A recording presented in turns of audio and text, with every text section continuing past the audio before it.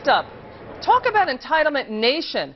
From 2008 to 2010, food stamp rolls increased by 2 million people. And joining the company from Washington is Republican Congressman Tom Graves. He's from Georgia. Sir, why work if the government says, you know what, you don't have to? Well, that's exactly the point that we've been making this week, and that report clearly displays that when you waive the work requirements, as what was done in the stimulus package, it only creates larger welfare programs. In fact, food stamps doubled during that period, and it's been a 41% increase in welfare altogether in just the last couple of years under President Obama. But what I remember when I was growing up, and I didn't grow up in welfare politics, it was just the opposite of that. My mom always taught me, she said, you know what, there are no free rides. You've got to work for it and you've got to earn it. And yet I see President Barack Obama even disagrees with my mother, but I know my mom was right. All right, well, you going to get your mom on the phone there? Yeah, we can get her on the phone, I guess. Yeah. All right, sir, here's the deal. I mean, let's lay it out for the viewer there.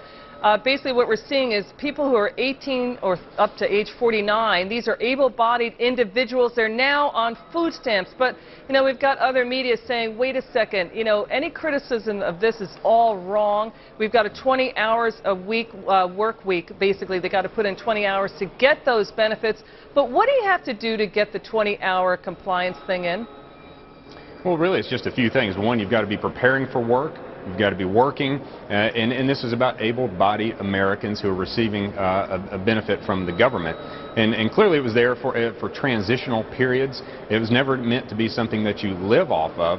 And really it's all about families and communities and churches. Those are the ones that should be embracing those in need, not the federal government. We want to pull back because basically what we're seeing, the administration weakened the welfare to work requirements that President Clinton put in place. And I'll tell you something, those caseloads when the President Clinton put that in basically dropped from 13 million between 98 and 2000. What we're talking about is basically to satisfy that work requirement, you could be doing things like researching child care or, you know, getting job readiness training.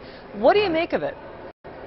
Well, I think that, you know, President Obama, it's really part of the legacy that he's leaving. You have 23 million Americans that are out of work or looking for work, and you have 47 million of Americans that are on food stamps right now. That's the legacy he's leaving, and clearly that's not the right path, the direction that he's taking us. So there's another path, it's another future, it's one of opportunity and prosperity.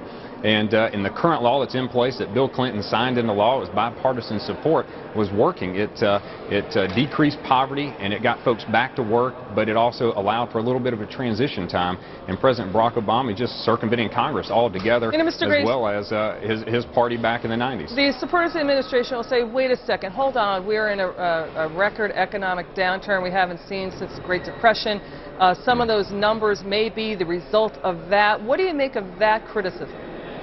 Well, I mean, clearly they want to expand government. They're creating more dependency on government, but that's not the American way. You know, Americans, they want to work. They want a paycheck, not an unemployment check. The American way is all about hard work. Americans do not want something for nothing. So the fact that Democrats are doing this right now, right before the election, maybe it's a political play, but the voters will have the final say here in the next 46 days. You know, they're leaving it essentially up to the states to decide. How do you change that then? If basically the administration said, you 50 states, you get to decide the welfare to work requirement. Do you take that back out? Well, I mean, current law is still in place. What the president has done is saying he's just not going to pay attention to the law. I mean, that's the action he has taken today. He's ignoring the law and actually his role within the Constitution. The law was passed and it was signed into law by President Clinton back in the 90s, and President Barack Obama should be abiding by the law and shouldn't direct his agencies to do otherwise. All right, Congressman Graves, thank you so much for your time, sir. Really appreciate it. Thanks for having me. Next up, the Tea Party is not sold on Mitt Romney, but what